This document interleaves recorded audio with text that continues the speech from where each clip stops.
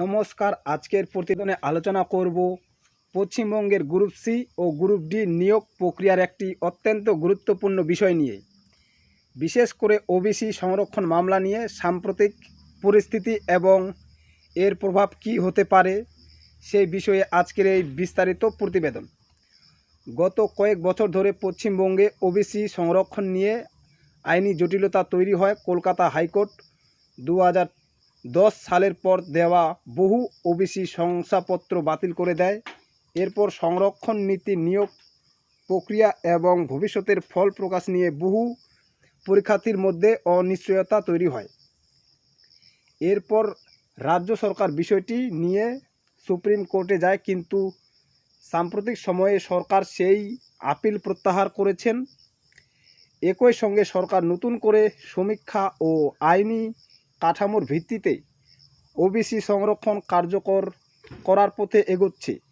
অনেক পরীক্ষার্থীর প্রশ্ন, এই মামলার কারণে কি গ্রুপ সি ও গ্রুপ ডির ফল এখনও আটকে আছে?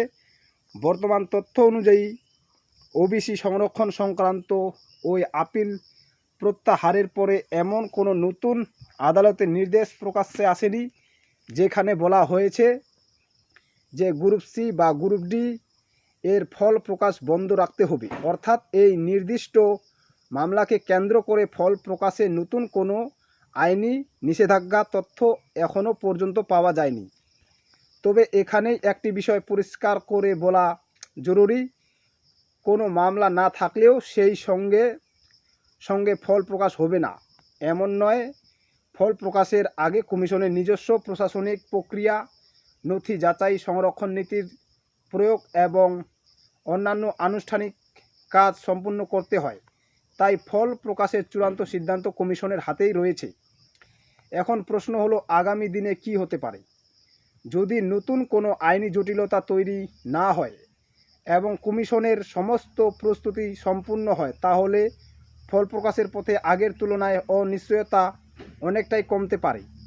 তবে ফল প্রকাশের নির্দিষ্ট তারিখ সম্পর্কে এখনও কোনো সরকারি বিজ্ঞপ্তি প্রকাশ হয়নি। তাই সোশ্যাল মিডিয়ার গুজব বা অনিশ্চিত তথ্যের পরিবর্তে শুধুমাত্র সরকারি বিজ্ঞপ্তি এবং আদালতের আনুষ্ঠানিক নির্দেশের উপরই ভরসা রাখা উচিত। পরীক্ষার্থীদের জন্য এই মুহূর্তে সবচেয়ে গুরুত্বপূর্ণ বিষয় হলো ধৈর্য ধরে অপেক্ষা করা এবং অফিসিয়াল আপডেটের দিকে নজর রাখা। আজকের প্রতিবেদনে এই পর্যন্তই। গ্রুপ সি এবং গ্রুপ ডি এবং অন্যান্য সরকারি নিয়োগ সংক্রান্ত কোনো সরকারি আপডেট প্রকাশ পেলেই আমরা আপনাদের সামনে নির্ভুলভাবে তথ্য তুলে ধরব। ধন্যবাদ।